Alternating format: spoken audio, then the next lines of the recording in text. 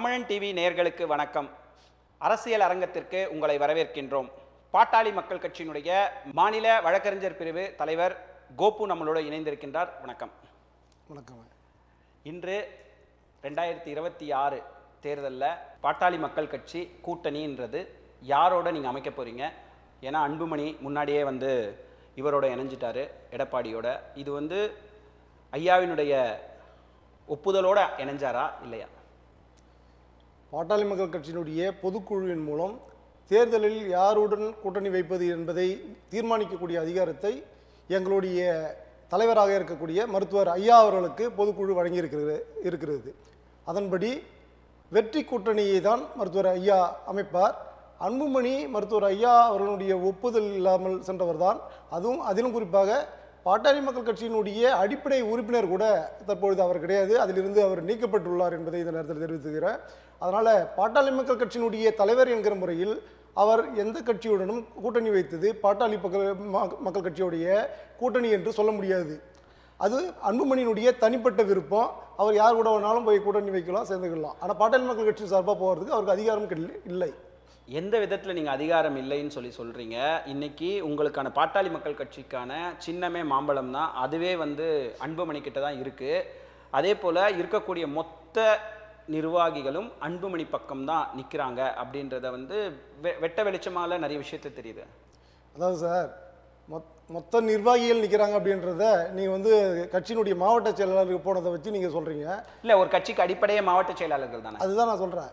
கட்சியினுடைய அடிப்படையே மாவட்ட செயலாளர் தான். ஆனால் அந்த மாவட்ட செயலாளர்கள் எல்லாமே நீக்கப்பட்டு பாட்டாளி மக்கள் கட்சியிலேயே புதிதாக எல்லா மாவட்டத்துக்கும் மாவட்ட செயலாளர் நியமனம் செய்து கட்சியை நிர்வகிச்சு பல ஆண்டுகளாக இருக்கக்கூடிய ஒரு மாவட்ட செயலாளர்கள் திடீர்னு நீக்கப்பட்டு புது மாவட்ட செயலாளர்கள் அது புது கட்சியாக தானே சார் பார்க்க முடியும்? எப்படி ஒரு பழம்பெரும் கட்சியாக பார்க்க முடியும் சார்? அதாவது பாட்டாளி மக்கள் கட்சியை பொறுத்த மட்டும் ஒரே ஒரு பதவி தான் நிரந்தரமானது. அது என்னன்னா ஃபவுண்டர். அந்த நிறுவனர் என்கிறது மருத்துவர் ஐயா தான். அது நிரந்தரமானது. அதில் யாருமே போய் தலையிட முடியாது. ஆனால் மற்ற எல்லா பொறுப்புமே 3 ஆண்டுகளுக்கு ஒரு முறை மாறக்கூடிய தற்காலிக பதவி தான். மருத்துவர் அன்புமணி தலைவராக இருந்த அந்த பதவி கூட 3 ஆண்டுகளுக்கான தற்காலிக பதவி தான். ஸோ அந்த 3 ஆண்டு முடிந்த பிறகு மறுபடியும் முதல்ல இருந்து தான் அவங்க பதவி ஏற்றுக்கிற மாதிரி இருக்கும். நீண்ட நாட்களாகவோ அல்லது ஆண்டுகளாகவோ ஒருத்தர் பொறுப்பில் இருந்தாங்கன்னு நீங்களாக சொல்ல முடியாது. ஏன்னா 3 ஆண்டுகளுக்கு ஒரு முறை அப்படின்றதுனால இப்போ உதாரணத்துக்கு சொல்லணும்னா ஒரு கம்பெனியில் கூட நீங்கள் ஒரு ஸ்டாப் எடுக்கிறாங்கன்னா கான்ட்ராக்ட் பேசிக்கில் எடுக்கிறாங்க இல்லைங்களா? டெம்பரவரியாக இவ்வளோ நாள் தான் இவங்களுடைய ஒர்க் அப்படின்னு. ஆனால் கண்டினியூவாக அவங்க வேலை செஞ்சுட்டு இருந்தாலும் கூட அவங்களுடைய ஆவணங்கள் படி அவங்க புதிதாக மறுபடியும் அவங்க ஜாயின் பண்ண மாதிரி தான் இருக்கும். அந்த மாதிரி தான் பாட்டாளி மக்கள் கட்சியினுடைய விதியும். கார்பரேட் கம்பெனியும் அரசியலும் ஒன்றாக இணைக்க முடியுமானா அது ஒரு கேள்விக்குறி. அதாவது பாட்டாளி மக்கள் கட்சியை பொறுத்தளவு மிகப்பெரிய ஒரு பழம்பெரும் ஒரு வன்னிய சமுதாய ஒரு கட்சியாக வன்னிய சமுதாயத்திற்கு ஒரு ஊன்றுகோலாக இருந்த ஒரு கட்சி தான் பாட்டாளி மக்கள் கட்சி. அதற்கு பிறகு உருவான பாட்டாளி மக்கள் கட்சி இன்று வரை ராமதாஸ் அப்படின்ற ஒரு மிகப்பெரும் தலைவரோடு இயங்கி இருந்தாலும் அதன் பிறகு நீங்கள் தான் தலைவர் நியமிக்கிறீங்க, ஓகேங்களா? அவரோட பையனை நியமிக்கிறீங்க. இன்னைக்கு அவர் ஏற்றுக்க மாட்டோம்னு சொல்றதுல எந்த விதத்தில் நியாயம் சார்? சார், கட்சியினுடைய விதிமுறைன்னு ஒன்று இருக்கு, சரிங்களா? பொதுவாக ஜனநாயக அமைப்பில் யாரும் நிரந்தரமானவங்க இருக்க முடியாது. ஒரு பதவியில் நான் தான் கடைசி வரைக்கும் என் உயிர் மூச்சு வரைக்கும் நான் தான் இருப்பேன்னு யாருமே சொல்ல முடியாது. பாட்டாளி மக்கள் கட்சியினுடைய பைலப்படி தலைவர் பதவி அப்படிதான். நிறுவனர் அவர் தான் உருவாக்குனாருங்கிறதுனால நிறுவனர் மட்டும் மாற்றப்படாமல் அதுவே கண்டினியூவாக இருக்குன்றது அது பைலா. அதன்படி மருத்துவர் ஐயா தான் இன்ன வரைக்கும் நிறுவனர். தலைவர் பதவி என்பது நிரந்தரம் இல்லாத ஒன்று, தற்காலிக பதவி. அதனுடைய பதவி காலம் 3 ஆண்டுகள் மட்டும்தான். சரி, 3 ஆண்டுகளுக்கு ஒவ்வொரு முறையும் ஒரு தலைவர் நீங்கள் மாற்றிருக்கீங்களா? ஜி.கே. மணி எத்தனை தடவை மாற்றிருக்கீங்க? 3 ஆண்டுகளுக்கு ஒரு முறை பதவி நீட்டிப்பு கொடுப்பாங்க. எப்படின்னா பொதுக்குழு மூலமாக எங்கள் கட்சியில் இது வரைக்குமே அதாவது விதிமுறைப்படி தேர்தல் நடைபெற்று தேர்ந்தெடுக்கப்படணும்.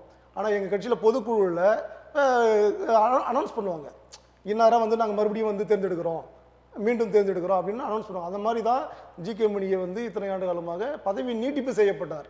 அவர் கண்டினியூவாக தலைவராக இருந்தார்ன்றது உங்களுக்கு தெரியும். ஆனால் விதிமுறைப்படி ஒவ்வொரு 3 ஆண்டுகளுக்கும் அவர் பதவி நீட்டிப்பு செய்யப்பட்டார். ஆனால் அன்புமணிக்கு அந்த வாய்ப்பு கொடுக்கப்படலை. ஏன் கொடுக்கப்படலைன்னா அவர் காலத்தில் கட்சி ரொம்ப கீழ்நிலையில் போய் நின்றுது, வளர்ச்சி இல்லாமல் போயிட்டுச்சு. ஓட்டிங் பர்சன்டேஜும் குறைஞ்சிருக்கு, கட்சியினுடைய அங்கீகாரம் போச்சு. சின்னம் வந்து கேள்விக்குறியாச்சு. அதனால் சரி இனியும் வந்து இவர் இந்த பதவியில் நீடிக்கிறது கட்சியினுடைய அழிவுக்கு வித்துட்டோம் அப்படின்றதுனால வேறு யாராச்சும் இதில் வந்து போடணும் அப்படின்றதுனால அவரை வந்து நாங்கள் நீக்கிட்டு வேற ஒரு தலைவராக போடணும்னு சொல்லிட்டு முடிவு பண்ணிட்டோம். நீங்கள் இப்படி சொல்கிறீங்க, ஆனால் அன்புமணியினுடைய கூட இருக்கிறவங்க எல்லாருமே சொல்கிறாங்க ஜி.கே. மணின்ற ஒரே ஒரு நபர் தான் கட்சியை மொத்தமாக அழிச்சாரு, எத்தனையோ முறை தொடர்ந்து கட்சியை பல கட்சிகளிடம் அடமானம் வைத்தார் அப்படின்றத சொல்கிறார். அதாவது சார், பாட்டாளி மக்கள் கட்சியில் one and only powerful man யாருன்னா எங்கள் கட்சியை பொறுத்த மட்டும் டாக்டர் ஐயா மட்டும்தான். அவருக்கு நீண்ட கால அரசியல் அனுபவம் உண்டு. பலதரப்பட்ட மக்கள்கிட்ட பழகி அவங்களுடைய மனசு என்னன்னு அதை ரெகனைஸ் பண்ணக்கூடிய அந்த கெப்பாசிட்டி மருத்துவர் ஐயாவுக்கு உண்டு. எல்லா தலைவர்கள்ட்டையும் நல்ல நெருக்கம் உண்டு. அப்படி இருக்கும்பொழுது வெளி உலகத்தில் அரசியலில் எப்படி நடந்துக்கணும் என்ன பண்ணணுன்றதை முடிவெடுக்கக்கூடிய டிசிஷன் அத்தாரிட்டியை இன்ன வரைக்கும் கையில் வச்சிருக்கிறது மருத்துவர் ஐயா தான். மருத்துவர் ஐயாவை மீறி ஜி.கே. மணி அவர்களோ அல்லது எம்எல்ஏ அருள்னு சொல்கிறாங்க அந்த மாதிரி எம்எல்ஏ அருள் அவர்களோ அல்லது என்ன மாதிரி ஆட்களோ யாரும் மருத்துவர் ஐயாவை இன்ஃப்ளூயன்ஸ் பண்ண முடியாது. இன்ன வரைக்குமே அவர் சொல்லி தான் ஒவ்வொரு விஷயமும் நடக்குது, அவர் சொல்லி தான் நாங்களும் செயல்பட்டு இருக்கிறோம். அதனால் தனிப்பட்ட ஒருத்தர் மேலே காழ்ப்புணர்ச்சியின் பேரில் இத்தனை ஆண்டு காலமாக அவருக்கே அந்த வாய்ப்பு கிடைச்சிருக்குன்னு காழ்ப்புணர்ச்சி கூட அவரை சொல்லலாம். ஜி.கே. மணி இருக்கும்போதுலாம் அந்த கட்சியில் ஒரு சின்ன சலசலப்பு கூட கிடையாது. கட்சி வந்து இவ்வளோ பேர் ஜி.கே. மணி தான் எல்லா விஷயங்களையும் முன்னிறுத்து அவர் யாரையுமே உள்ள விடாமல் அவர் தான் பண்ணிக்கிட்டு இருந்தார். மற்றவங்க செஞ்ச விஷயத்தை கூட அவர் தான் தனித்துவமாக பேர் எடுத்துக்கிட்டாரு அப்படின்றது தான் குற்றச்சாட்டாக இருக்கு. சார் நல்லா கேட்டுங்க, ஒரு போர் இருக்குன்னு வச்சுங்க, போரில் தளபதி எல்லா வேலையும் பண்ணுவார், பண்ணாலும் கூட அதனுடைய கிரெடிட்டு ராஜாவுக்கு தான் போய் சேரும். அதே போல் வந்து ஒரே ஒரு தளபதி இருக்கிறாங்கன்னு நம்ம எடுக்க முடியாது. இன்னும் சில தளபதிகளும் அங்கே இருப்பாங்க. ஒவ்வொருத்தரும் ஒரு படையை திரட்டி அங்கே போரிடுவாங்க. தலைமை தளபதினு ஒருத்தர் இருப்பார். அந்த தலைமை தளபதி என்ன முடிவு எடுக்கிறாரோ அதுக்கு மற்ற தளபதியும் கட்டுப்படணும். அப்படி பண்ணால் தான் அந்த போரில் வெற்றி பெற முடியும். அந்த வகையில் இங்கே தலைமை தளபதியாக எங்களுடைய முன்னாள் தலைவர் சட்டமன்ற உறுப்பினர் ஜி.கே. மணி அவர்களை ஐயா நியமித்து வச்சுருந்தார். ஸோ அவங்க ஐயா என்ன சொல்கிறாங்களோ அதை ஜி.கே. மணி செயல்படுத்துவார். ஜி.கே. மணி என்ன சொல்கிறாங்களோ அதை அடுத்த நிலையில் இருக்கக்கூடிய தலைவருங்க செயல்படுத்துவாங்க. இதில் இதுவரைக்கும் எந்த பார்ஷியாலிட்டி வந்தது கிடையாது. ஆனால் மருத்துவர் அன்புமணிக்கு 3 ஆண்டு காலம் அந்த பதவி கிடைச்ச உடனே அந்த பதவியில் நிரந்தரமாக தான் உட்காரணும் அப்படின்னு நினச்சது அந்த பேராசையினால் அவர் ஜி.கே. மணி மேலே அபாண்டமாக குற்றச்சாட்டு வைக்கிறார். இதுக்கு முன்னாடியே வந்து அதாவது ராம்தாஸ் வந்து தெளிவாக சொல்லியிருந்தார். அதாவது வந்து நான் எந்த பதவிக்கும் வரமாட்டேன், யாரையுமே பதவிக்கு கொண்டு வர மாட்டேன்னு சொன்னார். அதை மீறி செஞ்சதே அவருடைய ஒரு விஷயத்தை வந்து அவர் பாதுகாக்கலை அப்படின்றது தானே காட்டுது. அதாவது இது வந்து பொதுமக்கள் கிட்ட சொன்ன வார்த்தை கிடையாதுங்க. இது இப்போ நிறைய பிரிஞ்சுக்கிட்டு இருந்தாங்க. அந்த நேரத்தில் வன்னியர் சங்க காலத்தில் நிறைய வன்னியர் சங்க அமைப்புகள் இருந்தது. அவங்களெல்லாம் ஒன்று திரட்டி இந்த இடஒதுக்கீட்டுக்காக இந்த மக்களுடைய கல்வி மற்றும் வேலைவாய்ப்புகளை முன்னேற்றத்தை கொண்டு வர்றதுக்காக அவங்களை ஒருங்கிணைக்க வேண்டிய ஒரு கட்டாயம் ஏற்பட்டது. அந்த நேரத்தில் மருத்துவர் ஐயா அவங்ககிட்டலாம் போயிட்டு பேசும்பொழுது இதுக்கு முன்னாடியே இருந்த பல வன்னியர் சங்க தலைவர்கள் வந்து வன்னிய மக்களை வச்சு அரசியல் பயணத்துக்கு போயிட்டு கடைசியில் அந்த வன்னியருடைய கோரிக்கையை நட்டாத்தில் விட்டுட்டு அவங்களுடைய சுய ஆதாயத்துக்காக ஒவ்வொரு கட்சியிலும் பயணித்து அமைச்சர் பதவி அப்படின்னு வாங்கிட்டு போயிட்டாங்க. அந்த மாதிரியே ஐயாவும் போயிடுவாங்கன்றதுனால அவங்களுக்கு ஐயா மீது நம்பிக்கை வராத ஒரு சூழல் இருந்தது. அந்த நம்பிக்கை காப்பாற்றுறதுக்காக வன்னியர் சங்க நிர்வாகிகிட்ட சொன்ன வார்த்தை தான் அது. நானும் என்னுடைய வாரிசுகளோ எந்த பதவிக்கும் நாங்கள் அரசு பதவிக்கு வர மாட்டோம்னு சொல்லி ஒரு வன்னிய சமுதாயம் வச்சு தான் இன்னைக்கு பாட்டாளி மக்கள் கட்சின்றது அந்த வன்னிய சமுதாயத்துக்காக தான் பாட்டாளி மக்கள் கட்சியே வந்தது. அப்படி இருக்கிற பட்சம் அவங்களுக்கு கொடுக்கறது ஒரு வாக்குறுதி, அதை வந்து நீங்க நாளைக்கு இந்த இடத்துல நிறைவேற்றாத போது எப்படி வந்து உங்க கட்சிக்குள்ளேயே நீங்க நிறைவேற்றாத போது நாளைக்கு ஆட்சிக்கு வந்தவருக்கு எப்படி நிறைவேற்றுவீங்க? அதாவது தனிப்பட்ட ஒரு நபருடைய வாக்குறுதி வேறு, கட்சியினுடைய கொள்கை கோட்பாட்டின்படி கொடுக்கக்கூடிய உறுதி உரைன்றது வேறு. இது ரெண்டுத்தையும் நம்ம மிங்கிள் பண்ணிக்கூடாது. மருத்துவர் ஐயா என்ன சொன்னார்னா தன்னுடைய நிலைப்பாட்டை சொன்னார். அந்த மக்கள்கிட்ட தனக்கு ஒரு நம்பிக்கை ஏற்படுத்தணுன்றத. அதுதான் சார் நான் கேட்கிறேன். அதாவது நீங்க நிலைப்பாடு சொன்னார் இல்லையா, அதை ஏன் காப்பாத்தலன்னு கேட்கிறேன். ஏன் வந்து அன்புமணியை வந்து காப்பாத்தலன்னு கேட்கிறேன். இல்ல காப்பாத்தல நீங்க சொல்ல முடியாது. ஐயா இன்றளவுக்கும் சட்டமன்றத்திலேயோ பாராளுமன்றத்திலேயோ என்னுடைய கால்கள் படாதுன்னு சொல்லி அவருக்கு எவ்வளோ வாய்ப்புகள் வந்தோம். ஏன் கவர்னருடைய அந்த அதிகார வாய்ப்பு வந்தபோது கூட அதை மருத்துவர் தான் மருத்துவர் ஐயா. இன்றும் அவர் சட்டமன்ற பதவிக்கு எனக்கு எம்எல்ஏ சீட்டு வேணுன்றதுக்காக கட்சி தலைவர் பதவி எடுத்துக்கல இல்லைங்க. இன்னும் வந்து அவர் பாராளுமன்ற வேட்பாளர் ஆகணும்னு அவர் சொல்லலை. கட்சி அதில் பாதாளத்தில் போயிட்டு இருக்குது. இந்த கட்சி மறுபடியும் ஒரு நிலையான இடத்துக்கு கொண்டு வந்து நிறுத்தணும்னா நான் தலையிட்டு தான் அதை பண்ண முடியுன்றதுனால தான் அவர் கட்சி தலைவர் பதவியை மட்டும்தான் அவர் இப்போ எடுத்திருக்காரு. தவிர எனக்கு சட்டமன்றம் வேணும் பாராளுமன்றம் வேணும்னா வரலைங்க. அன்புமணியை ஏன் அங்கே கொண்டு வந்தாங்கன்னா பொதுக்குழுவில் கட்சி நிர்வாகிகள் எல்லாம் கூடி முடிவெடுத்து ஐயாவுக்கு ஒரு அழுத்தத்தை கொடுத்து, இல்லைங்க நீங்கள் வந்து உங்கள் நிலையில் சரியா இருங்க, ஆனால் கட்சி வந்து இன்னைக்கு இவ்வளோ யாருமே நம்பிக்கை இல்லாத இருக்காங்க. இவர் நம்ம பூத்தா இளங்கோவன், பட்டுவட்டி வேல்முருகன், பண்டுவட்டி ராமச்சந்திரன், தலித் எழில்மலை, பொன்னுசாமி, பேராசிரியர் தீரன், முருகவேல்ராஜன், சிவகாமி வின்சென்ட், ஜான் பாண்டியன், பசுபதி பாண்டியன் அப்படின்னு இது பெரிய பட்டியல். இது எல்லாருமே மருத்துவர் ஐயா நம்பி அவங்ககிட்ட பொறுப்பை படிச்சுது, இவங்க எல்லாத்தையும் பார்த்துப்பாங்க அப்படின்னு சொல்லி. ஆனால் யாருமே மருத்துவர் ஐயாவுடைய நம்பிக்கையை காப்பாற்றலை. அவரோட பையனும் காப்பாற்றலையா? இருங்க, யாருமே காப்பாற்றலை. அந்த சூழலில் தான் என்ன பண்ணுறாங்க, கட்சிக்காரங்க ஐயா வந்து வற்புறுத்துறாங்க. ஐயா நீங்கள் சொன்ன மாதிரி எல்லாருக்கிட்டையுமே நம்ம பொறுப்பு கொடுத்தோம், யாருமே உங்களுக்கு உண்மையாக இல்லை, அதனால் நீங்கள் உங்களுடைய ரத்தம், அவர் படிச்சிருக்காரு, நல்ல திறமையானவர், நீ அவரை தலைவராக போட்டிங்கன்னா நாங்கள் கட்சி சிறப்பாக கொண்டு போகிறதுக்கு அவர் பின்னாடி இருந்து நாங்கள் கொண்டு போவோம், எங்களுக்கு அந்த வாய்ப்பு கொடுங்கன்னு கட்சியினுடைய நிர்வாகிகள் அனைவரும் ஜிகேமணி உட்பட ஐயாவை ப்ரெஷர் கொடுத்தது. அதில் தான் பொதுக்குழுவை வச்சு பொதுக்குழுவில் தான் மருத்துவர் அன்புமணியை தலைவராக அனௌன்ஸ் பண்ணுறாங்க. இதை நீங்கள் சொல்கிற மாதிரி மருத்துவர் ஐயா தன்னிச்சையாக வந்து அவரை அனௌன்ஸ் பண்ணலைங்க. சரி, பண்ணிட்டாலும் அதெல்லாம் ஐயாவுக்கு உடன்பாடு கிடையாது. சரி, நீங்க சொல்ற விஷயத்துக்கே வரேன். பொதுக்குழுவை வச்சு எல்லாருடைய அழுத்தத்தினால தான் வந்து நீங்க வந்து அன்புமணியை வந்து கொண்டு வந்தீங்க. இன்னைக்கு அவங்களுடைய மகளை கொண்டு வர்றது, அவங்களுடைய பேரனை கொண்டு வர்றது, இதெல்லாம் எப்படி அனுமதிக்கணும்? இது எந்த அழுத்தத்துல கொண்டு வந்தீங்க? இதுவும் அந்த சொல்லலாம். இத்தனை பேரை நம்பி பொறுப்பு படிச்சு அவங்களும் நம்பிக்கை துரோகம் பண்ணிட்டு போறாங்க. பெத்த பிள்ளையா இருக்கக்கூடிய மருத்துவர் அன்புமணியும் இன்னைக்கு ஐயாவுக்கு நம்பிக்கை துரோகத்தை தான் பண்ணியிருக்காரு. கட்சி மொத்தமாக அபகரிக்கணும்னு நினைக்கிறது, மருத்துவர் ஐயாவை அந்த தைலபுரத்தில் ஏதாவது ஒரு ரூமில் முடக்கி வைக்கணும்னு நினைக்கிறது, பொதுமக்கள் கிட்ட அவருக்கு கான்டாக்டே இருக்கக்கூடாதுன்னு நினைக்கிறது, மற்ற அரசியல் தலைவர்களோட எந்தவித தொடர்பு இருக்கக்கூடாதுன்னு நினைக்கிறது, அவருக்கு எந்த வகையிலும் பணம் போய் சேர்ந்துடக்கூடாதுன்னு நினைக்கிறது, அவருக்கு ஆதரவாக யாரும் அங்கே செயல்பட்டுறக்கூடாதுன்னு நினைக்கிறது, இது எல்லாத்தையும் இன்னைக்கு மருத்துவர் அன்புமணி பண்ணுறாரு. அதனால தான் மருத்துவர் ஐயா அவர்கள் என்னுடைய பிள்ளையாக இருந்தாலும் சரி, கட்சியினுடைய கட்டுப்பாட்டை மீறி கட்சியை கெடுக்கும் நோக்கத்தில் ஏதாவது செய்கிறாங்கன்னா அவங்க கட்சி விரோதி தான். அந்த வகையில் மருத்துவர் அன்புமணியும் கட்சி விரோதி தான். அவரை கட்சியை விட்டு நீக்கினா தான் அந்த கட்சி உருப்பிடுனா, அவரை நீக்கிறதுக்கு நான் தயங்க மாட்டேன்னு சொல்லிட்டு தான் அவர் நீக்கினார். அதுதான் சார் நானும் கேட்குறேன். கட்சியினுடைய கோட்பாடு, கட்சியினுடைய நிலைப்பாடு, கட்சியினுடைய கொள்கை, அன்புமணி ராமதாஸை வந்து நீக்கினதை கூட வச்சுக்கிங்க, அதை வச்சு நீக்கிட்டீங்க. எந்த கட்சி கோட்பாடு, கட்சியினுடைய நிலையில திருப்பி அவங்க மகளையும் அவங்களுடைய பையனையும் நீங்க உள்ள கொண்டு வரீங்க? எந்த இடத்துல, எந்த பைலால சொல்லப்பட்டிருக்குன்னு கேட்குறேன். இது ஜனநாயகம், சரிங்களா? ஜனநாயக நாட்டில் யார் வேணாலும் அரசியல் கட்சியில் பயணிக்கலாம். யாரையும் நீ வந்து பிள்ளைங்கிறதுனால சேர்க்கக்கூடாது, பெண்கள் சேர்க்கக்கூடாதுன்னு கட்சி பைலா கண்டிப்பா சொல்ல முடியாது. கட்சி பைலா சொல்ல முடியாது. நீங்க உடனே மறுபடியும் வந்து மருத்துவர் ஐயா கிட்ட வருவீங்க. ஐயா சொன்னது தனிப்பட்ட வாக்குறுதி, ஆனால் கட்சிங்கிறது அப்படி கிடையாது. இதில் பலதரப்பட்ட நிர்வாகிகள் இருக்காங்க, அவங்கவுங்களுக்கும் ஒரு பதவி இருக்குது, அந்த பதவிக்கான அதிகாரம் இருக்குது. அந்த அதிகாரத்தை பேஸ் பண்ணி அவங்க என்ன சொல்கிறாங்க, நீங்கள் நிறுவனராக இருக்கிறீங்க, நாங்கள்லாம் இருக்கிறோம், பொதுக்குழு கூட்டுவோம், பொதுக்குழு கூட்டி ஏகோபித்த முடிவின் அடிப்படையில் என்ன சொல்கிறாங்க அதை பண்ணலாம் அப்படின்னு சொல்லிட்டாங்க. அதன்படி இப்போவும் மருத்துவர் அன்புமணி அவர்களை எப்படி வந்து தலைவராக கொண்டு வந்தாங்களோ அதே மாதிரி தான் மருத்துவர் ஐயாவுடைய மூத்த மகளான திருமதி ஸ்ரீகாந்தி அவர்களை செயல் தலைவராக பொதுக்குழு தான் தேர்ந்தெடுக்குது.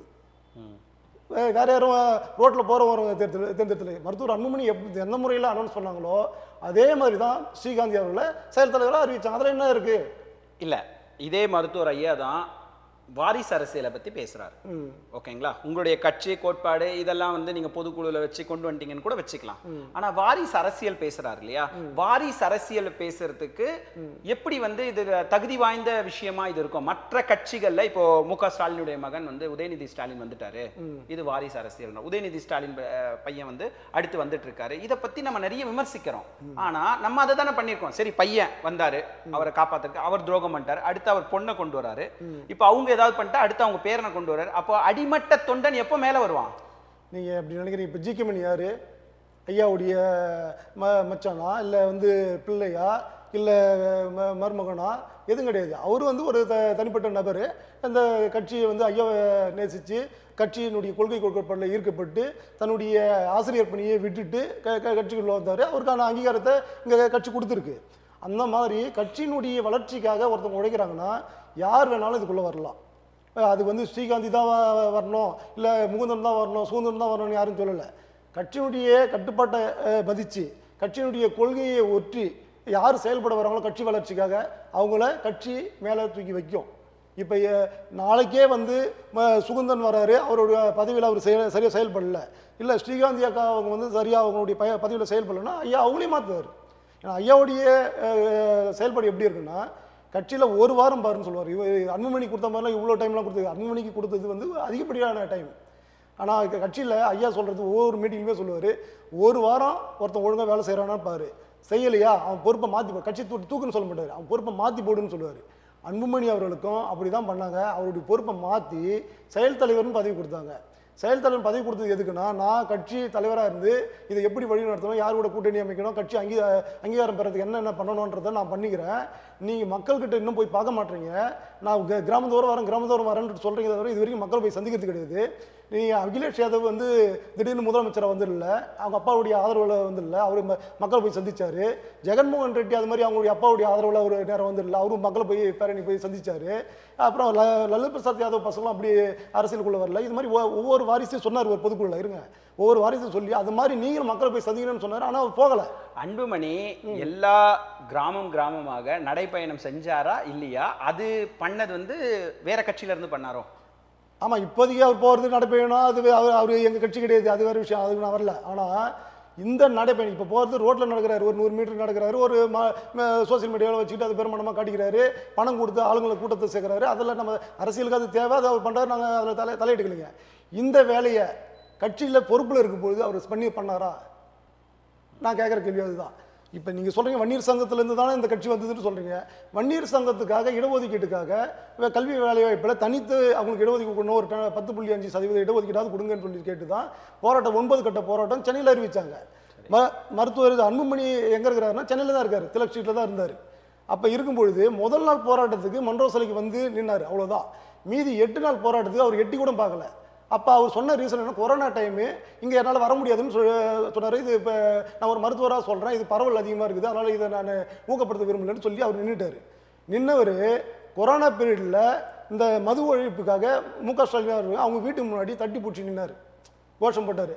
அந்த மாதிரி ஒரு சின்ன விஷயத்தை கூட அவர் பண்ணலை இந்த மக்களுக்காக, இந்த வன்னிய சமூக மக்களுக்காக. இன்றைக்கி இந்த வன்னிய சமூக மக்களுக்காக நான் நடைபயணம் போகிறேன்னு சொல்கிறத யாரும் அந்த ஏற்றுக்க மாட்டாங்க. கடந்த முறை அஇஅதிமுகவோடு பாட்டாளி மக்கள் கட்சி எதுக்காக கூட்டணி வச்சுது? 10.5% உங்களுக்கு இடஒதுக்கீடு தந்தது. அதை தானே திருப்பி அவங்க கண்டிப்பா அவங்க ஆட்சி அமைக்க முடியல, திமுக ஆட்சி அமைச்சிருச்சு.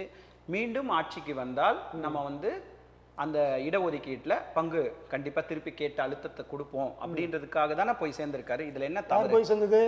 இப்போ இவர் அன்புமணி சேர்ந்திருக்கிறது வந்து எந்த தவறு? இப்போ நான் கேட்குறேன், உங்ககிட்ட மதுரையில் இருந்தார், நைட் இரவு அதிகாலையில் இங்கே வந்துட்டு கூட்டணி வச்சுட்டு நாங்கள் கூட்டணி வச்சுட்டோம், நாங்கள் மகிழ்ச்சியாக இருக்கிறோம் அப்படின்ற ஸ்டேட்மெண்ட்டை தான் கொடுத்தாரு. இதில் நாங்கள் வந்து வன்னியர் இடஒதுக்கீட்டு கோரிக்கை வச்சோம், இது எடப்பாடி அவர்கள் ஏற்றுக்கொண்டார், அதனால் நாங்கள் இந்த கூட்டணியில் சேர்ந்தோம் அப்படின்னு சொன்னாரா? இல்லை இந்த மக்களுக்கான முன்னேற்றத்துக்கு நாங்கள் இதை பண்ணுறோம், இல்லை பாட்டாளி மக்கள் கட்சிக்கு இத்தனை சீட்டு நாங்கள் அதிகப்படியாக நாங்கள் கொடுத்துருக்குறோம், அதனால் நான் ஏற்றுக்கிட்டு அதில் கூட்டணி வச்சேன்னு எதனா சொன்னாரா? எதுவுமே கிடையாது. கட்சியுடைய வளர்ச்சிக்காகவும் இவர் போய் அந்த கூட்டணி வைக்கல, இந்த சமூக மக்களுடைய முன்னேற்றத்துக்காகவும் இவர் அந்த கூட்டணி வைக்கல. இவருக்கு என்ன ப்ரெஷர் வந்ததுன்னு தெரியல. ஒரு நாள் நைட்டில் நேரடியாக ஃப்ளைட் ஏறி சென்னைக்கு வர்றாரு. இங்கே வந்து முன்னாள் முதலமைச்சர் இந்நாள் எதிர்கட்சி தலைவர் எடப்பாடி பழனிசாமி சந்தித்து போஸ்ட் கொடுத்துட்டு நாங்கள் கூட்டணி அமைச்சிட்டுன்னு சொன்னார். இதில் என்ன அவர் பார்த்துட்டாரு நீங்கள் சொல்லுங்கள். இப்போது அழுத்தம்னு எல்லா கட்சியில இருந்தும் சொல்லக்கூடிய அதிகமான வார்த்தை அழுத்தம் வந்துருச்சு, இதை பண்ணிட்டாங்க. எங்க இருந்து அந்த அழுத்தம் வருது? எதுக்காக அவர் அஇஅதிமுக சேரணும்? என்ன அவசியம் அவருக்கு சேரணும்ட்டு? சார், மடியில் கனம் இல்லைன்னா வழியில் பயம் இல்லைன்னு ஒரு பழமொழி சொல்லுவாங்க. உங்களுக்கு கனம் இருக்கிறதுனால நீங்கள் பாஜகவுக்கு பயப்படுறீங்கன்னு நான் சொல்கிறேன். எதுக்காக பயப்படணும் நான் கேட்குறேன். அவர் மீது வழக்கு இருக்குது, சிபிஐ வழக்கு இருக்குது. அந்த வழக்கு வந்து உங்களுக்கு தெரியாது கிடையாது. ஒரு தண்டனை கொடுத்துட்டாங்கன்னா ஒரு 4 வருஷம் தண்டனை கொடுத்துட்டாலும் அவங்களுடைய அரசியல் வாழ்க்கை ஒரு 10 வருஷம் முடங்கி போயிடும். 2 ஆட்சியாக நிற்க முடியாது ஒரு சூழலாயிடும்.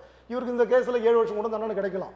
ஏன்னா அந்த கேஸில் இந்தூர் மருத்துவக் கல்லூரியில் அதிகாரத்தை துஷ்பிரயோகம் பண்ணி அவர் வந்து சில வேலையை பண்ணியிருக்காருன்றதுனால அந்த வழக்கு நடந்துகிட்டு இருக்குது.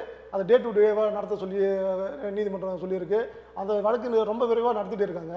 இதில் ஏதாவது தண்டனையை கொடுக்கறதுக்கு வாய்ப்பு இருக்கும். ஏன்னா இன்றைக்கி உங்களுக்கு தெரியாத ஒன்றும் கிடையாது, பார்லிமெண்ட்டு தான் மோஸ்ட் பவர்ஃபுல். இன்றைக்கி அவங்க தான் இப்போ சட்டத்தை எனக்ட் பண்ணுறாங்க. ஸோ சட்டத்தை போடக்கூடிய வலிமை வாய்ந்தவங்க மெஜாரிட்டியில் இருக்கும்பொழுது அவங்க சொல்கிறத தான் கேட்டு இங்கே இருக்கிற எல்லா அமைப்புமே இயங்குது. ஈவன் சொல்ல போனால் பாஜகவுக்கு எல்லா அமைப்புகளுமே அச்சப்படுது, பயப்படுது. அப்படி இருக்கிற சூழலில் தேர்தல் ஆணையமும் கூட இப்போ பாருங்க நல்லாவே தெரியும். பாட்டாளி மக்கள் கட்சி ஆரம்பிச்சது யாரு, அதை நடத்தி இருக்கிறது யாரு, பொதுக்குழு எப்போ நடந்தது, அன்புமணி எப்போ பொதுக்குழு நடத்தினாரு, இது போட்டி பொதுக்குழுவா ரைவல் கிளைமான்றது எல்லாருக்குமே தெரியும். தெரிஞ்சும் கூட அன்புமணிக்கு வந்து லெட்டர் கொடுக்குறாங்க, சின்னவங்களுக்கு கொடுத்துட்டோம், எங்கள் ரெக்கார்ட் படி நீங்கள் தலைவர்னு.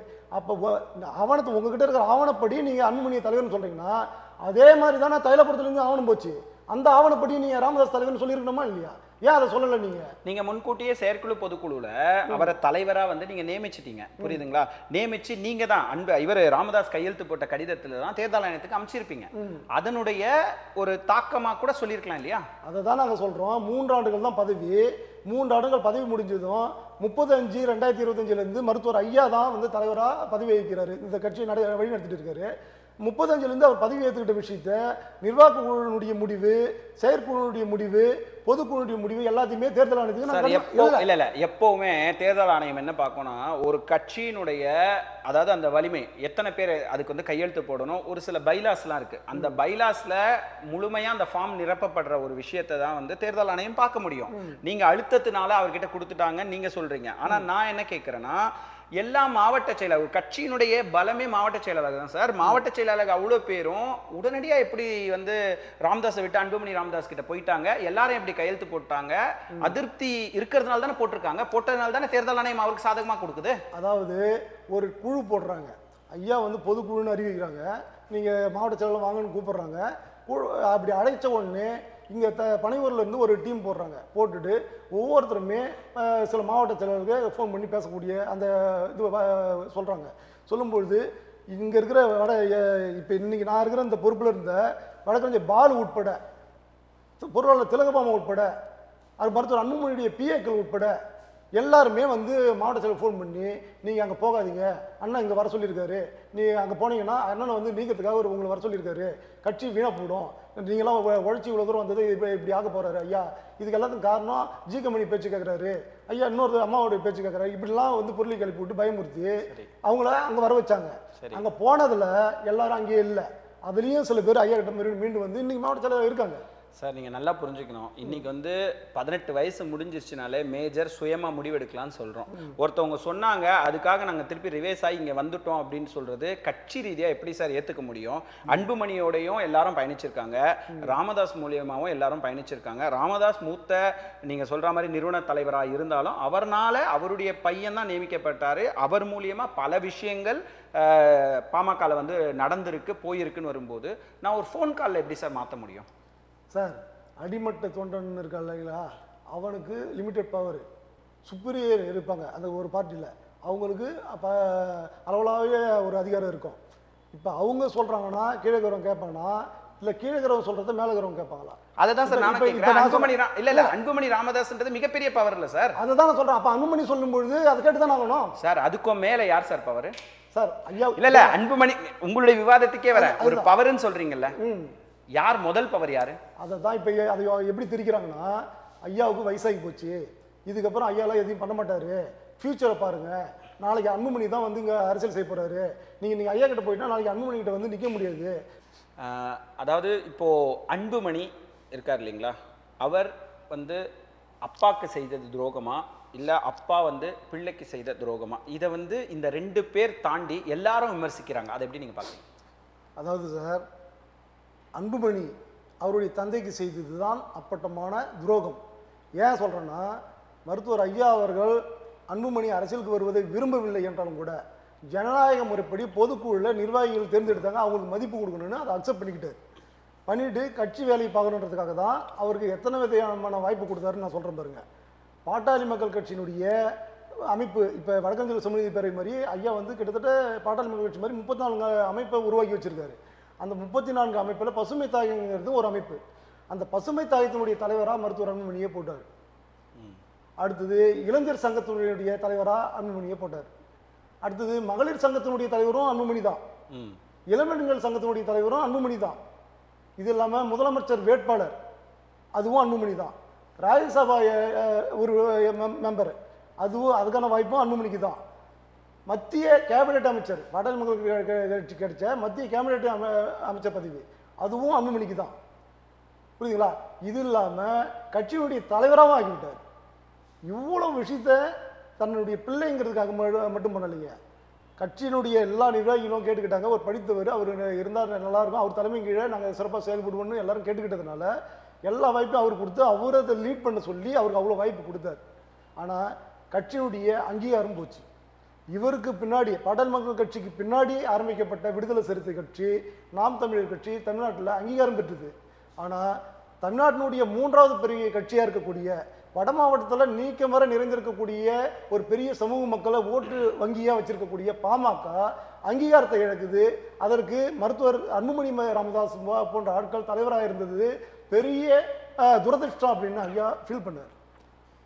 என் பிள்ளையா இருந்தாலும் பரவாயில்ல, அதை நாட்டாம படத்தில் சொல்லுவாங்க பாருங்க, அண்ணனாக இருந்தாலும் தம்பியாக இருந்தாலும் நாயம் தாண்டான்னு. அந்த மாதிரி பாட்டாளி மக்கள் கட்சியில் மருத்துவர் அன்புமணி என்னுடைய பிள்ளையாக இருந்தாலும் கட்சியினருக்கு என்ன ரூல்ஸோ அதே தான் அவருக்கும். கட்சியினுடைய வளர்ச்சிக்கு அவரு சரியா இல்லை அப்படின்னா அவருடைய பதவி மாற்றப்படும் சொல்லிட்டு அன்புமணியை பதவி விட்டு தூக்கலைங்க. அவரை கட்சியினுடைய செயல் தலைவராக அறிவிச்சார். இப்போ கூட அவர் என்ன சொன்ன, கட்சி விட்டு வெளியில் போகும்போது ஐயா சொன்ன விஷயம் என்னன்னா, எனக்கு இந்த தேர்தல் வரைக்கும் கொடு, அதாவது ஓராண்டு கூடி எனக்கு வாய்ப்பு, நான் கட்சியை அங்கீகாரத்தை மீட்டு தரேன் அப்படின்னு சொன்னார். ஓராண்டு தரமாட்டேன்ட்டார். சரிப்பா, அடுத்தது இந்த தேர்தல் வரைக்கும் வச்சு எனக்கு ஒரு வாய்ப்பு கொடுப்பா அப்படின்னு கேட்டார். அதுவும் தரமாட்டேன்னு சொல்லிட்டாரு. கட்சிக்கு தலைவராக இருக்க விட மாட்டேற, ஓராண்டு டைம் கேட்குற, அதுவும் கொடுக்க மாட்டேங்கிற, சரி தேர்தல் வரைக்கும் கேட்குற, அதையும் கொடுக்க மாட்டேன்ட்டு சொல்லிட்டு தான் அவர் என்ன பண்ணார், நீ என்ன கொடுக்குறது, நான் தான் உருவாக்குறேன், நான் பார்த்துக்கிறேன் அப்படின்னு சொல்லிட்டு நிர்வாகிகிட்ட எல்லாரும் சொல்லும்போது நிர்வாகிகள் ஐயா நாங்கள் பொதுக்குழு மூலமாக நாங்கள் தேர்ந்தெடுக்கிறோம், அதை அவர் என்ன பண்ண முடியும்னு சொல்லிட்டு அதே அன்புமணியை தேர்ந்தெடுத்த அதே நிர்வாகிகள் தான் ஐயாவையும் தேர்ந்தெடுக்கிறாங்க. நீங்கள் நினைக்கிற மாதிரி 500 வருஷம் இருந்தவங்க தான் மாவட்ட செயலர் நீங்கள் அன்புமணி கூட இருக்கிறாங்க நீங்கள் அப்படி நினச்சிக்காதீங்க. அன்புமணி கூட இருக்கிறவங்க யார் சீனியர் மாவட்ட செயலர் சொல்லுங்க பார்ப்போம். நான் சொல்லுவேன், பாட்டாளி மக்கள் கட்சியில் ஐயா கூட இருக்கிறவங்க எவ்வளோ வருஷம் சீனியர்ஸ் அங்கே இருக்கிறாங்க மாவட்ட செயலர் நான் சொல்லுவேன். அதிகப்படியான வருஷங்கள் மாவட்ட செயலர் இருந்தவங்க, ஆரம்பிக்கப்பட்ட காலத்திலேருந்து இருந்தவங்க, இவங்க இந்த வயசு ஒரு 45 வயசுக்கு மேற்பட்டு இருக்கிறவங்க, இவங்க எல்லாமே இன்னைக்கு யார் கூட இருக்காங்கன்னா மருத்துவர் ஐயா கூட தான் இருக்காங்க. ஏன்னா அவங்களுக்கு தெரியும் கட்சியினுடைய அடிமட்டத்திலேருந்து வந்த கட்சியினுடைய நிலைப்பாடு என்ன, அதனுடைய செயல்பாடு என்ன, எவ்வளோ போராட்டத்தை இது சந்திச்சிருக்கு, எவ்வளோ நெருக்கடி இது சந்திச்சிருக்கு அப்படிங்கிறதுலாம் அவங்களுக்கு தெரியும். அதனால தான் இன்ன வரைக்கும் ஐயா கூட நிற்கிறோம் எங்கள் மாதிரி ஆட்கள். அதாவது ராமதாஸும் சரி அன்புமணியும் சரி 2 பேரும் சேர்வதற்கான வாய்ப்புகள் இருக்கா இல்லையா, அது சேர்ந்தால்தான் பலம் அப்படின்றது எல்லாருக்கும் தெரியும். இது நடக்குமா நடக்காதா? நான் ஜோசிகர் கிடையாதுங்க, எனக்கு இது ஃபியூச்சரில் என்ன நடக்குன்றதுலாம் தெரியாது. ஆனால் இந்த தேர்தல் வரைக்கும் இவங்க சேர்றதுக்கான வாய்ப்பு இல்லை. அது சேர்றதுக்கான வாய்ப்பை அந்த பக்கம் இருக்கிற டீமு மொத்தமாக குழி தோண்டி புதைச்சிட்டாங்க. ஏன்னா பொதுத்தளத்தில் எப்படி நடத்தணும்னு இருக்குது. அதுவும் ஒரு அரசியல் கட்சி தலைவர் அவர் சொல்கிற நான் எங்கள் அப்பா எதுவும் பேசலாம்னு அவர் சொல்லிக்கலாம். ஆனால் அவர் கூட இருக்கிறவங்க ஐயாவை எவ்வளோ தரக்குறைவாக பேச முடியுமோ, ஐயாவை சார்ந்தவங்களை எவ்வளோ தரக்குறைவாக பேச முடியுமோ, அதாவது முகம் சொல்லிக்கிற அளவுக்கு அருவருப்பா அவங்க குடும்பத்தினரெல்லாம் இழுத்து பெண்களெல்லாம் இழுத்து அப்படி அசிங்கப்படுத்தி பதிவு போடும்பொழுது ஐயா மிகுந்த வேதனை அடைஞ்சார். கண்கலங்கிட்டு அதில் தான் ஒரு பேட்டியில் சொல்லியிருப்பாரு, என் கட்சிக்காரனுடைய சுண்டு விரல் அடிபட்டா கூட அதுக்கு அன்புமணி தான் காரணம் அப்படின்னு சொல்லி. சேலத்தில் சக எம்எல்ஏ அவர் சேலம் மேற்கு தொகுதியினுடைய சட்டமன்ற உறுப்பினர் அருள் சக எம்எல்ஏ உங்களோட பயணித்தவர், பல ஆண்டு காலமாக உங்களோட இருந்தவர், உங்களுடைய A to Z விஷயம் அவருக்கு தெரியும். ஆனால் நீங்கள் அவரையே என்ன சொல்கிறீங்க, சாக்கடைன்னு சொல்கிறீங்க. உங்கள் கூட இருந்த ஒரு மனுஷன் நீங்கள் சாக்கடைன்னு சொல்கிறீங்கன்னா அப்போ நீங்கள் யார்? உங்கள் கட்சியினுடைய ஒரு சட்டமன்ற உறுப்பினர் 1 லட்சத்துக்கு மேலே மக்கள் ஓட்டு போட்டு தேர்ந்தெடுத்திருக்காங்க. அந்த மக்களை இழிவுபடுத்துகிற மாதிரி நீங்கள் அந்த எம்எல்ஏ போய் சாக்கடைன்னு சொல்கிறீங்கன்னா அப்போ அந்த சாக்கடை கூட தானே நீங்களும் ஊறியிருந்தீங்க. அப்போ இவ்வளோ தரக்குறைவாக நடக்கிறாரு. அது இல்லாமல் அவங்க கூட இருக்கிறவங்க இவ்வளோ தரக்குறைவாக பண்ணுறாங்க. அவங்களுக்கு எல்லாம் கூட்டு மாநில பதவி கொடுக்குறீங்க, அவங்கள தட்டி கொடுக்குறீங்க, அவங்களுக்கு சால்வை போத்துறீங்க. தன்னுடைய யாராவது பண்ணுவாங்களா? சொந்த தகப்பனை கழுத்தில் காலை வச்சு கொல்லணும் இவன் இந்த கிழவனு போடுறான். ஒருத்தன் இவன் கழுத்தில் துண்டை போட்டு முறுக்கி கொள்ளணுங்கிறான். இவன் இந்த ஆச்சாரி கள்ள புருஷன் இவனை கல்லால் அடிச்சு கொள்ளணுங்கிறான். இதெல்லாம் பார்த்துட்டு அவனை நீ கூட பதவிக்கு வச்சுக்கிறீங்க. ஒரு வார்த்தை கண்டிக்க மாட்டீங்க. அட்லீஸ்ட் உங்களை சஸ்பெண்ட் பண்றதுனால ஒரு வார்த்தை சொல்லணும். அந்த நடவடிக்கையும் கிடையாது. இதுவரை பாத்தீங்கன்னா அன்புமணி எந்த இடத்திலையும் அவர் தந்தையை நேரடியா விமர்சனம் அதிக அளவில் வச்சாரா அப்படின்னா கேள்விக்குறி தான். எல்லா இடத்துலையும் என்ன சொல்றாருன்னா வயது மூப்பு காரணம் அவர் பேசுறத மறந்துடுறாரு, அதை தான் பதிவு பண்றாரு தவிர எதையும் ரொம்ப ஆப்போசிட்டா அவர் பதிவு பண்ண மாதிரி எந்த இடத்தையும் அவர் பதிவு பண்ணவே இல்லையே. அதாவது நீங்க உங்களுக்கு ஒரு வாய்ப்பு தர முடிஞ்சா நீங்க ஐயா ஒரு பேட்டி எடுங்க, அவர் ஞாபக மறதி உள்ளவரான்றது நீங்க ரெகனைஸ் பண்ண முடியும். புரியுதுங்களா? எப்போ கேள்வி கேட்டாலும் எந்த கேள்வி கேட்டாலும் சிரிச்சுக்கிட்டே கூலாக பதில் சொல்லக்கூடிய ஒரு தேர்ந்த அரசியல்வாதி, தமிழ்நாட்டில் இருக்கக்கூடிய மூத்த அரசியல்வாதி எங்கள் ஐயா. நீ அவங்கள போய் இழிவுபடுத்துகிற பெத்த தகப்பன் தமிழ்நாட்டுடைய மூத்த அரசியல்வாதி, இந்திய அளவில் பதிக்கக்கூடிய ஒருத்தர் மோடி, பிரதமர் மோடி வந்தால் கூட மற்ற தலைவர்கள்லாம் விட்டு இவர் கட்டி தழுவி மகிழ்ச்சி பரிமாறிக்கக்கூடிய அளவில் இருக்கக்கூடிய ஒரு மனிதரை இப்படி இழிவுபடுத்துறது. அவர் குழந்தை மாதிரி ஆகிட்டாரு, அவர் மனநிலை பாதிக்கப்பட்டுடுது, அவர் சொல்கிறது புரிஞ்சுக்கிற பக்குவம் கிடையாது, வயசாகி போச்சு, இப்படிலாம் சொல்கிறீங்களே. வயசாகி போச்சுன்னு சொன்னதால தான் அவர் வந்து நீச்சல் அடித்து காமிச்சார். 3/4 மணி நேரம் நான் நீச்சல் அடிப்பேன், நீ என் கூட நீச்சல் அடிப்பேன்னு கேட்டார். ஏன்னா இந்த வயசுலையும் நான் தெளிவாக தாங்கிறேன், திடகாத்திரமாக தான் இருக்குங்கிறாரு. இந்த வயசுலையும் தன்னிச்சையாக எழுந்து நடக்கிறாரு. உங்களால் நடக்க முடியுமா? 87 வயசுல 88 வயசுல நடக்க முடியுமா? இந்த வயசுலையும் தன்னிச்சையாக அவரே எழுந்திருக்கிறாரு, நடக்கிறாரு, அவராக போகிறாரு, வராரு. யாரும் கையை தாங்கி பிடிக்கல.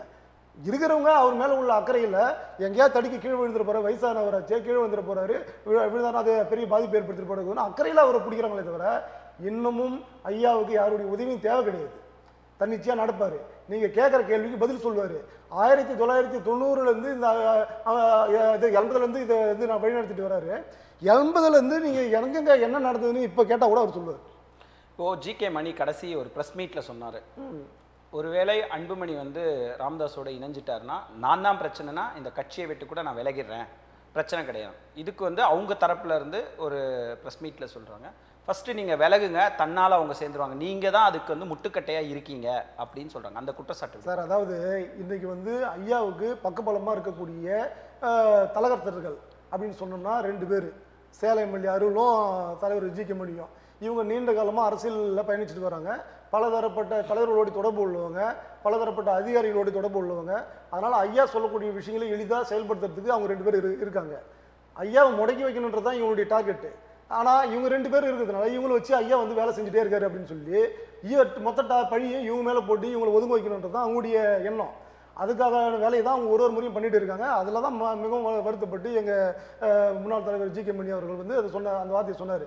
அப்படி நீங்கள் உங்களை நான் தான் பிரிக்கிறேன்னா நீங்கள் சேர்ந்து வாங்க, உங்கள் அப்பா தானே, உங்கள் அப்பா வந்து பார்க்கறது நாங்கள் என்னைக்கு தடுத்துருக்கிறோமா, இல்லை ஹாஸ்பிட்டலில் படுத்துட்டு இருக்கும்போது கூட நாங்கள் வரக்கூடாதுன்னு என்ன சொல்லியிருக்கிறோமா, இல்லை நீங்கள் வந்தால் தடுக்க போகிறோமா, நீங்கள் போய் பார்த்துக்குங்க, நாங்கள் தடுக்கலை, அப்படி நாங்கள் தான் இதுக்கு காரணம் நீங்கள் நினச்சிங்கன்னா நான் விலைக்கு கூட தயாராக இருக்கிறேன்றது அவர் சொன்னார். இந்த நேரத்தில் உங்கள் இந்த தமிழ் டிவி மூலமாக உங்ககிட்டையும் நான் அந்த உத்தரவாதத்தை நான் கொடுக்குறேன். என்கிட்டயே வந்து அவங்க என்ன சொன்னாங்கன்னா, அந்த தரப்புலேருந்து பேசணுங்க, நீங்கள் உங்கள் பதவியை விட்டுட்டு நீங்கள் அண்ணன் கூட வந்துருங்க. யார் அவங்க கூட இருக்கக்கூடிய நெருக்கமான ஆளுங்களே சொன்னது, நீங்கள் உங்கள் பதவியை விட்டுட்டு அண்ணன் கூட வந்துடுங்க, ஃப்யூச்சரை பாருங்கள், உங்கள் எதிர்காலத்தை பாருங்கள். ஐயா இன்னும் கொஞ்ச நாள் தான் இருக்க போகிறாரு. அப்போ நீங்கள் ஐயா கூட போய் என்னத்தை சாதிக்க போகிறீங்க? இத்தனை வருஷமாக நீங்கள் ஒரு சாதாரண பட்டாளியை தானே இருந்துட்டு இருக்கீங்க, உங்கள் வாழ்க்கையில் முன்னுக்கு வர்றது வேணாமா? இப்படிலாம் என்கிட்டையும் பேசுனாங்க. அவங்ககிட்ட நான் என்ன சொன்னேன்னா, எப்பா ஐயாவும் அண்ணனும் 2 பேரும் ஒன்றா இருக்கணும், ஒரு குடும்பம், நம்ம 2 பேருமே தலைவராக ஏற்றுக்கிட்டு தான் நம்ம இவ்வளோ தூரம் பயணிச்சுட்டு வந்திருக்கோம். அவங்க 2 பேரும் ஒன்றா இருக்கணுன்றது தான் எனக்கு எண்ணம். சப்போஸ் வந்து நீங்கள் கட்சி பதவியை விட்டுட்டு அண்ணன் கூட வந்துடுன்னு சொல்கிறது தப்பு. ஆனால் ஐயா கிட்டேருந்து நீ விலகிடு, நாங்கள் அண்ணனும் ஐயா ஒன்றாயிடுவாங்க அப்படின்னு சொன்னோன்னா நான் இந்த நிமிஷம் நான் விலக தயாராக இருக்கேன் அப்படின்னு சொன்னேன். இப்போவும் நான் அதை சொல்கிறேன்.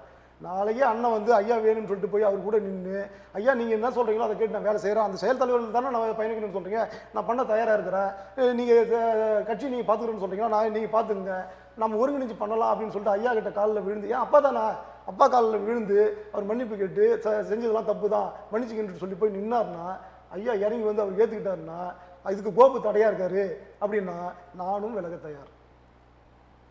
தயாருங்க. ஏங்க கட்சியை விட்டு நீங்கள் வெளியில் வந்துருங்கன்னு சொல்கிறாங்களே தவிர கட்சியில் 2 பேர் ஒன்று சேருங்கன்னா அது சேரத்துக்கு வாய்ப்பு இல்லைன்னு சொல்கிறவங்க கிட்ட நீங்கள் எப்படி பண்ணுவீங்க? இன்றைக்கி அது இவங்க பிரிஞ்சாங்க, இந்த கட்சியிலேருந்து பிரிஞ்சு போகணும் 10-15 வருஷமாக வேலை செய்கிறாங்க சார். அவங்க ஐயாவை ஒதுக்கி தள்ளிட்டு மொத்தமும் டீல் பேசக்கூடிய பணத்துலேருந்து சீட்டுலேருந்து எல்லாமே நம்ம கண்ட்ரோலில் தான் இருக்கணும், கட்சியே நம்ம கண்ட்ரோலில் இருக்கணும், வன்னியர் சங்கம் நம்ம கண்ட்ரோலில் இருக்கணும், பசுமை தாய்க்கு நம்ம கண்ட்ரோலில் இருக்கணும்னு பேராசை பிடிச்சி போய் பித்து பிடிச்சி போய் ஆகிறாங்க சார் அவங்க. இப்போது ராமதாஸ் என்ன முடிவை எடுப்பார், அடுத்து அவருடைய கூட்டணின்றது யாரோட இருக்கும்? இப்போது அஇஅதிமுகவோட இவர் அன்புமணி போயிட்டார், ராமதாஸ் வேறு முடிவு எடுப்பாரா இல்லை பரவாயில்ல அப்படின்னு சொல்லிட்டு இணைவாரா? சார் இப்போ இதில் இந்த நேரத்தில் நான் ஒன்று சொல்லிக்கிறேன். முன்னாள் முதல்வர், எதிர்கட்சி தலைவர், எனக்கெல்லாம் ரொம்ப அவர் மேலே மதிப்பு உண்டு. ஏன்னா கடந்த 4 ஆண்டு காலம் நானும் வந்து அரசியல் பார்த்துட்டு வரேன். 4 ஆண்டு காலம் அவர் சிறப்பாக தான் பயணிச்சுட்டு இருந்தார் தமிழ்நாட்டில். ஆனால் அவருடைய அனுபவத்தில் நான் சொல்கிறேன், அவர் டைரெக்டாக அன்புமணியை கூட்டு பேசுனது தப்பு. கட்சியில் இல்லைன்னு ஐயா நீக்கி வச்ச ஒரு ஆளை அவர் தான் பாட்டாளி கட்சி தலைவர்னு அவர் பேசுறது தப்பு. ஐயாவை தான் அவர் முதல்ல பார்த்துருக்கணும். பார்த்துட்டு ஐயாவை சரி பண்ணிட்டு கூட அதுக்கப்புறம் அன்புமணி கிட்ட பேசியிருந்தா கூட இவங்க 2 பேரும் ஒரு அணியில் இருக்கிறதுக்கு ஒரு வாய்ப்பு கிடைச்சிருக்கும். வயசுல மூத்தவர், அரசியல் அனுபவம் கொண்டவர், கட்சியை உருவாக்கினவர், இன்னைக்கு கட்சியின் தலைவராக இருக்கிறவர், அவரை விட்டுட்டு பாட்டாளி கட்சி தலைவர்னு யாரோ ஒருத்தர் கொண்டு போய் நிறுத்திட்டு நீங்க கூட்டணி அறிவிக்கிறீங்கன்னா அது ஐயாவை அவமதிக்கிறது தான் அர்த்தம். இப்போ நான் கேட்குறேங்க, கட்சியுடைய பொதுச் செயலாளராக யார் சார் இருந்தது இதுக்கு முன்னாடி? ஒரு எமர்ஜென்சி சுச்சுவேஷன் வரும்போது சசிகலாவை தான் பொதுச் செயலாளர் எல்லாரும் இவங்களெல்லாம் சேர்ந்து தான் தேர்ந்தெடுத்தாங்க. ஏதோ ஒரு சூழ்நிலை அவங்களுக்கு தண்டனை கிடைச்சி அவங்க உள்ள போகக்கூடிய ஒரு சூழ்நிலை வந்தது. அந்த கேப்பில் வந்து எடப்பாடி பழனிசாமி மேலே ஒரு நம்பிக்கை வச்சு அந்த பதவி நீங்கள் பார்த்துங்கன்னு சொல்லிட்டு சொன்னாங்க. ஆனால் பதவி சுகம் யாருக்காக இருந்தாலும் இருக்குது தான் செய்யும். அது அவரு விதிவிலக்கு கிடையாது. சரி, அதை நம்ம குறை சொல்ல முடியாது, அது அரசியல். நான் அவர் பொதுச் செயலர்னு மறுபடியும் அவங்களுடைய சகாக்களை கூட்டு வச்சு ஒரு பொதுக்குழு நடத்தி அவர் தன்னை பொதுச் செயலர் அறிவிச்சுக்கிட்டாரு. அதே நிலைமை தான் இன்றைக்கி அன்புமணி பண்ணுது. இப்போ அன்புமணி பண்ணது தவறுன்னு சொன்னார்னா எடப்பாடி பண்ணதும் தவறு அப்படி ஆகிடும். அதனால தான் அவர் என்ன பண்ணுறாரு, அன்புமணி பண்ணுறதை ஆதரிக்கிறார். இதை தான் நான் அதை சொல்ல முடியும். இல்லைன்னா பொதுச் செயலர் சசிகலா தான் இவர் ஏற்றுக்கு வர சொல்லுங்க. நாங்கள் சொல்கிறோம் அன்புமணி தான் தலைவர், நாங்கள் ஏற்றுக்க சொல்கிறோம். அதுதான் சார் நான் என்ன கேட்குறேன்னா, இப்போ ராமதாஸ் இந்த 2026 தேர்தலில் யாரோட கூட்டணி வைப்பாரு, எத்தனை சீட்டு வாங்கி எப்படி தேர்தல் களத்தை சந்திக்க போறார்? ஐயாவுடைய நோக்கம் தெளிவாக இருக்குது சார். கட்சியுடைய வளர்ச்சி முக்கியம், தொண்டர்களுடைய எதிர்காலம் முக்கியம். நாளைக்கு இன் ஃபியூச்சரில் ஐயா காலத்துக்கு அப்புறம் அன்புமணியே இந்த கட்சியை லீட் பண்ணக்கூடிய ஒரு சூழல் வந்தால் கூட அன்புமணி புடம் போட்ட தங்கமாக செதுக்கணும். அதுக்கான சில வேலையை ஐயா செஞ்சுட்டு இருக்காரு. இன்னைக்கு நீ வீட்டை விட்டு வெளியில் போக மாட்டீங்க, பொதுமக்களை போய் சந்திக்க மாட்டீங்க. ஆனால் இன்னைக்கு உங்களை தூக்கி வச்சு தள்ளி விட்ட உடனே உங்களுக்கு அவ்வளோ ரோஷம் வருது இல்லை? இன்னைக்கு ஓடுறீங்கல்ல, ஊர் ஊராக போகிறீங்கல்ல, இதை நீங்கள் கட்சியில் இருக்கும்போது போயிருந்தீங்கன்னா இந்த பிரச்சனை வந்திருக்காது இல்லை, கட்சி அங்கீகாரம் போயிருக்காது இல்லை. நீங்கள் நடைபயணம் போகிறீங்க, ஒரு மீட்டிங்கு 25 லட்சம் 30 லட்சம் கொட்டி செலவு பண்ணுறீங்கல்ல, இதை எலெக்ஷன் நேரத்தில் பண்ணிங்கன்னா இன்னும் பாமக இன்னும் கூடுதல் ஓட்டு வாங்கியிருக்கணும்ல. நீங்கள் அதெல்லாம் சுயநலம், உங்களுக்கு பிரச்சனை வரும்போது மட்டும் நீங்கள் இவ்வளோ பணத்தை செலவு பண்ணுறீங்களே. தேர்தல் நடத்தி வளைச்சு போடுறீங்க, பத்திரிகை மீடியாக்கள் உங்கள் மாதிரி மீடியாக்களை வந்து வளைச்சு போடுறீங்க. அப்போ இதெல்லாம் வந்து கட்சியுடைய நலனுக்காக நீங்கள் முன்னாடி பண்ணியிருந்தீங்கன்னா பாமக எங்கே இருந்துருங்க சார்? வட மாவட்டத்தில் 120 தொகுதி சார், 120 தொகுதியில் பாட்டாளி மக்கள் கட்சி மெஜாரிட்டியாக ஓட் பேங்க் உள்ள ஒரு கட்சி சார். இங்கே பாட்டாளி மக்கள் கட்சி இது வரைக்குமே தனித்து நின்றுதுன்னா 234 தொகுதியில் நின்றுதுன்னா ஓட் பேங்க் பாட்டாளி மக்கள் கட்சி ஓட் பேங்க் 20% மேலே போயிருக்கு சார். கொடுக்கறது 20 தொகுதி 23 தொகுதி 30 தொகுதின்னு கொடுக்கும்பொழுது மொத்த வாக்காளர் பதிவு பண்ண வாக்கையும் பாட்டாளி மக்கள் கட்சி எடுத்த வாக்கையும் டிவைட் பண்ணி தான் அது 100ன்னு போட்டு பெருக்கி பர்சன்டேஜ் போடுவாங்க. அப்படி போடும்போது பாமகனுடைய பர்சன்டேஜ் 5% 6% நிற்குது. நீங்கள் தனியாக நின்னா ஒரு தொகுதியிலையும் நான் சொல்கிறேன் வட மாவட்டத்தில் பாமகவுடைய ஓட்டு 50,000 60,000 ஓட்டு தனித்து ஓட்டு பாமக ஓட்டு இருக்கு. இல்ல தனித்து நிக்க வேண்டியதுதானே, யாரும் வேண்டான்னு சொல்லல. தனித்து நின்று ஒரு தடவையாவது நம்மளுடைய தனித்துவத்தை, பாட்டாளி மக்கள் கட்சியுடைய தனித்துவத்தை காட்ட வேண்டியது. பாமகவுடைய தனித்துவத்தை நாங்கள் பல முறை காட்டியாச்சு.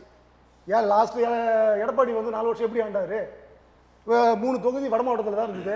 பாமக வந்து நாங்கள் நிற்க போகிறோன்னு கேட்கலையே. எடப்பாடிக்கு சரி ஓகே நீங்கள் நின்றுங்க, உங்கள் கட்சியை நின்றுங்க, நாங்கள் ஆதரிக்கிறோன்னு சொன்னாங்க. இது எல்லாமே வட மாவட்டத்தில் உள்ள தொகுதி தானே. இந்த தொகுதியில் திமுகவில் ஜெயிக்க முடிஞ்சுதா?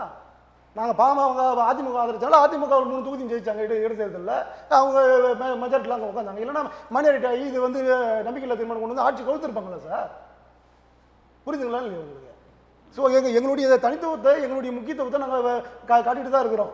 எல்லாருக்குமே தெரியும், இருக்கிற அரசியல் கட்சி ஏடிஎம்கேவுக்கும் தெரியும், டிஎம்கேவுக்கும் தெரியும், பிஜேபிக்கு தெரியும், காங்கிரஸுக்கு தெரியும் பாமகவுடைய செல்வாக்கு இங்கே என்ன இருக்குதுன்றது. அதனால தான் இன்ன வரைக்கும் பாமக யாரும் விடாமல் இருக்கிறாங்க. இப்போவும் இந்த எலெக்ஷன் எழுதி வச்சுங்க, பாமக எப்போ முடிவெடுக்குதோ அப்போ தான் தமிழ்நாட்டினுடைய அரசியல் கூட்டணிகள் இறுதி செய்யப்படும். அது மருத்துவர் ஐயா எடுக்கக்கூடிய முடிவால தான். அதை தான் நானும் கேட்குறேன் சார். மருத்துவர் ஐயா எந்த கூட்டணியில் சேருவார்? நான் தான் சொல்லிட்டேன், கட்சியுடைய வளர்ச்சிக்கு யார் உறுதுணையா இருக்காங்களோ. இங்க இருக்கிறது 2 கூட்டணி தான் சார். ஒன்று வந்து அஇஅதிமுக தலைமையில், 2வது வந்து ஸ்டாலின் தலைமையில், 3வது இப்போ டிவிக்கே ஒரு தனித்துவமாக சொல்லிக்கிட்டு இருக்காரு. இப்போ அதிமுகவில் வந்து இவர் சென்றார், அன்புமணி சென்றார்.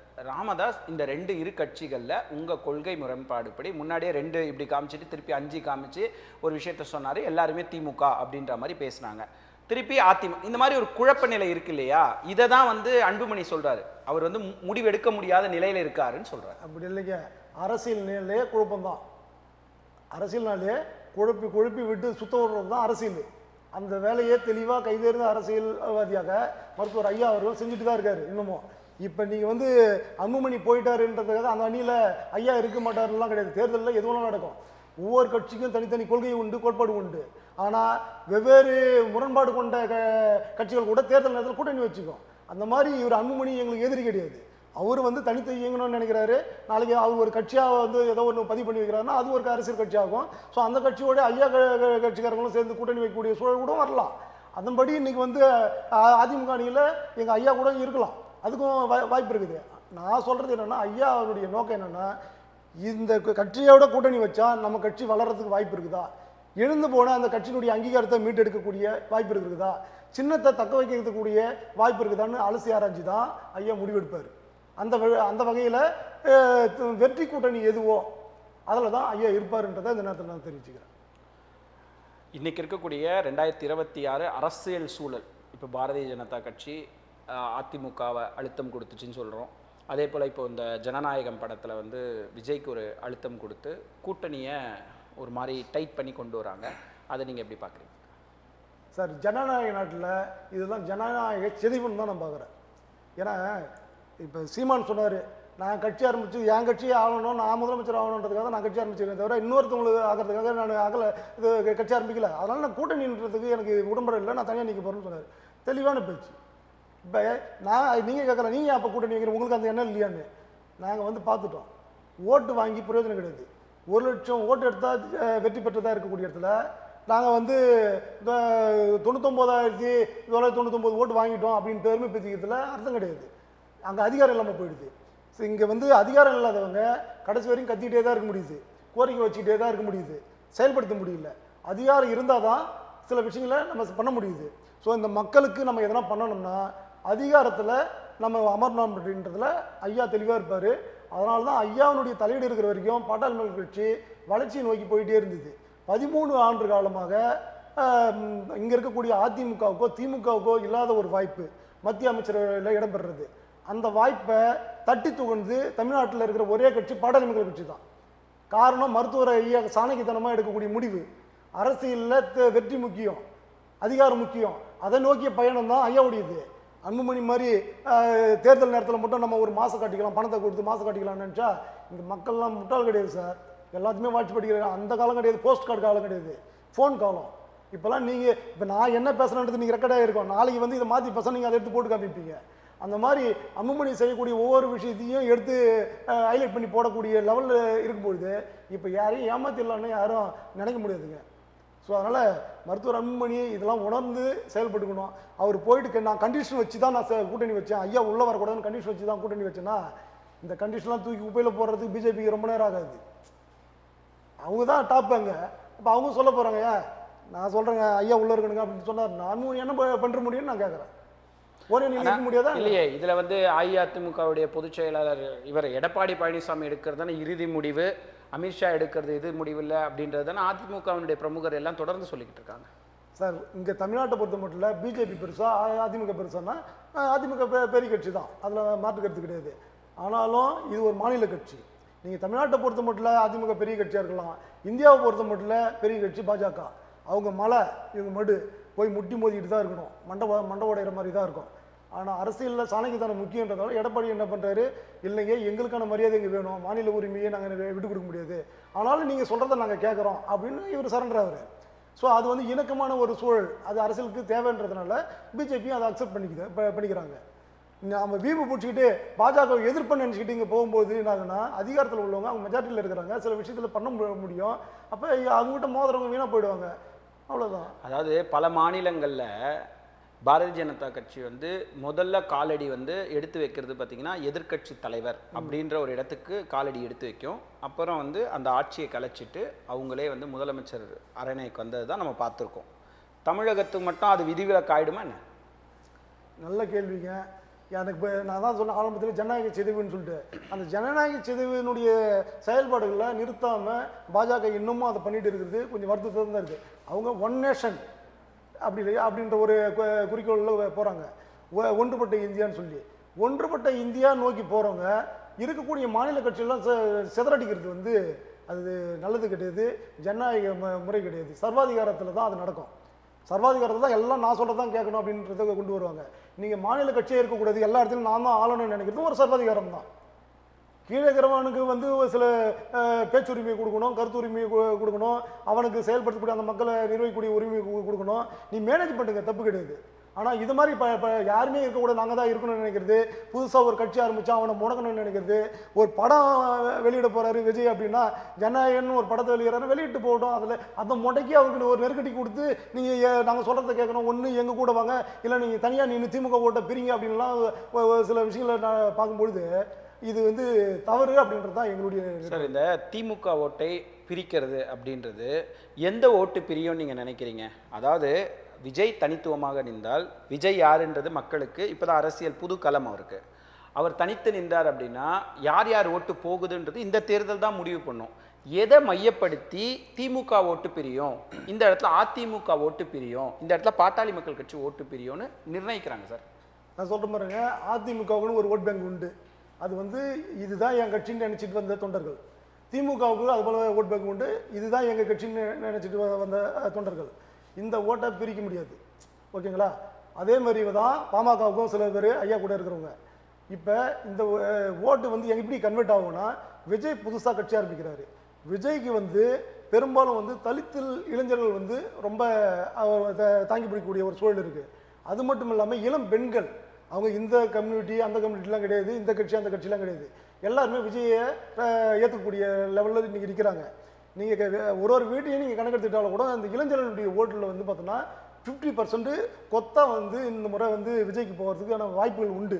அவருக்கு சீனியாரிட்டி படித்தவங்க யோசிப்பாங்க ஓட்டு போகிறதுக்கு. ஆனால் இந்த சின்ன பசங்க புதுசாக வரவங்க ஓட்டர்ஸு, நியூ ஓட்டர்ஸு, இவங்கெல்லாம் வந்து விஜய் ஆதரிக்கக்கூடிய ஒரு சூழல் வரும். இந்த ஓட்டு எங்கேருந்து வரும்னா, அன்புமணி கிட்ட போயிருக்காங்க போல இப்போ இளைஞர்கள். இந்த நாங்கள் எங்கள் கட்சிக்காரங்க கூட சொல்லுவாங்க, கொரோனா காலத்தில் பிறந்த குழந்தைங்க அவங்க அப்படின்னு சொல்லுவாங்க. ஏன்னா கொரோனா காலத்தில் பிறந்தவங்கன்னா வெளி உலகமே தெரியாத குழந்தைங்க, அந்த மாதிரி இருக்கிறவங்க தான் வந்து அன்புமணியெல்லாம் வந்து பெரிய தலைவர் நினச்சிட்டு எடுத்துகிட்டு போவாங்க அப்படின்னு சொல்லுவாங்க. அந்த மாதிரி தான் விஜயும் இந்த வெளி உலகம் தெரியாத இந்த ஃபோனை வச்சுட்டு இயங்கிட்டு இருக்கிற சின்ன சின்ன பசங்க விஜய் ரசித்து போவாங்க. இவங்க அன்புமணி கிட்ட இருக்கிற இளைஞர்களில் பாதி பேர் அங்கே ஓடுவான், திருமாவளவன் கிட்ட இருக்கக்கூடிய இளைஞர்களில் பாதி பேர் அங்கே ஓடுவான், இன்னும் மற்ற கட்சியில் இருக்கிற இளைஞர்கள் அங்கே போவான். இப்போ இந்த இளைஞர்களுடைய ஓட்டை தக்க வச்சுக்கணும்னா விஜயை நம்ம தக்க வச்சுக்கணும், அப்படி இல்லைன்னா விஜயை துண்டா ஓடணுன்றது தான் இப்போ ஆளணும்னு நினைக்கக்கூடிய கட்சியுடைய நிலைப்பாடாக இருக்கணும்னு என்னுடைய கருத்து. பல கேள்விகளுக்கு மிக அருமையாக பதில் சொன்னதுக்கு மிக்க நன்றி. மீண்டும் மற்றொரு நிகழ்வில் உங்களை சந்திப்போம். நன்றி, வணக்கம். உங்களுக்கும் நன்றி. உலகளவில் இருக்கக்கூடிய தமிழ் நேயர்களுக்கும் எனது வணக்கம் மற்றும் நன்றிகள். உலக தமிழ் மக்களுக்கும் பாட்டாளி மக்கள் கட்சியினுடைய சார்பாகவும் எங்களுடைய இனமான காவலர் சமூக நீதி காவலர் மருத்துவர் ஐயா அவர்களின் சார்பாகவும் என்னுடைய வணக்கத்தை தெரிவித்துக் கொள்கிறேன். நன்றி, வணக்கம்.